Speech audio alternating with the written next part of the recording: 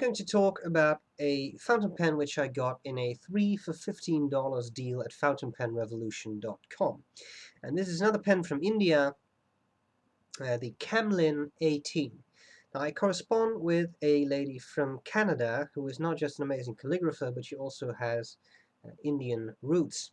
And I seem to remember that she talked about Camlin in one of her letters. And so when I saw this brand, I thought, maybe I should get one of those too. So here we have the Camlin 18. They come in a number of colors, but I picked blue for no particular reason. I just thought it was nice.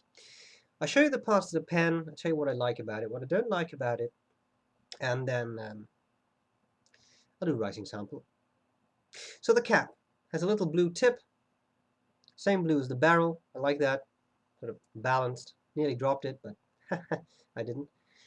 Then you have this metal in the cap. It actually says Camlin 18 on there. It's etched in there. I'm sure you can't see it, but it's there. The clip is very springy. You can actually bend this, so I'll be a little careful. The barrel, sort of cigar shaped. Then you get this metal ring, and then you get this thing which looks like a blind cap, and I thought, is that a piston filler? Well, you can unscrew it, but then you just see this, and it's just a bit of, I don't know, welded plastic or whatever. It looks like it's half molten, but in any case, it's not a blind cap. I actually thought, oh no, did I break the piston? But it's not a piston filler, it's just an eyedropper. And that's fine too. Holds a lot of ink, no problems. When I open up the pen, there we go. You have a nice section, which is slightly tapered, some threads there, but they're not too sharp, so they don't really hurt your fingers. A very simple nib, not too large, fairly small, but it just says Camlin tipped fine. It's pretty smooth, and I like that. Also, it is friction fit, so you can just pull out the feed and the nib, give it a smell. Yeah, it's that same Noodler's smell again, so I think it's the type of resin they use for the body. You just pull these out, and then it's easy to clean the pen. You unscrew the section. I'm not going to do that right now. You use an eyedropper, fill the barrel with ink, and you can write, and it holds a very decent amount of ink. That's pretty much all I can tell about the pen. It's a simple pen. You know, that's pretty much all there's to it. Now, what do I like about it? What do I don't like about it? Well, it's light, which is something you either like or you don't. But you know, I prefer heavier pens, but it's not that bad.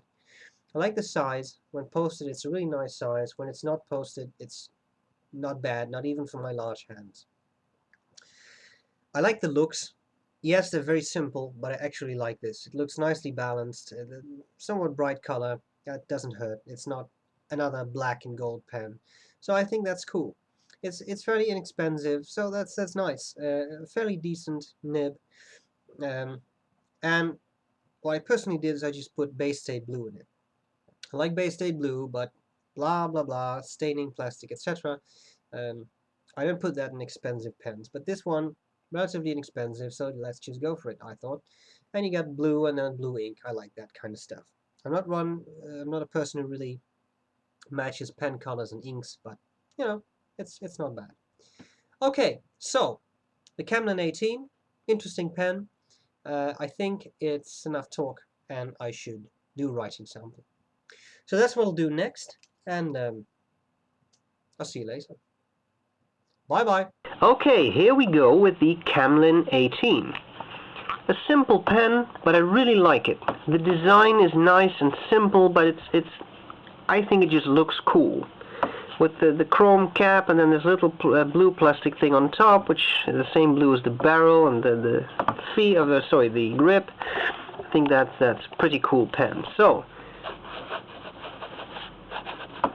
the Camlin 18. The nib is fine, and the ink is Bay State blue. I think if you're familiar with fountain pens, this ink you either love it or you hate it. It fills some people with dread, actually. I have no problems putting this in a cheap pen. So that's what I did today. I love the ink, but not in expensive pens.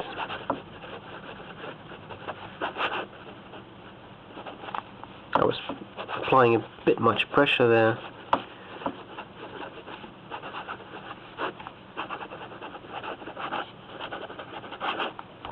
So there you go. Let's do some fast writing.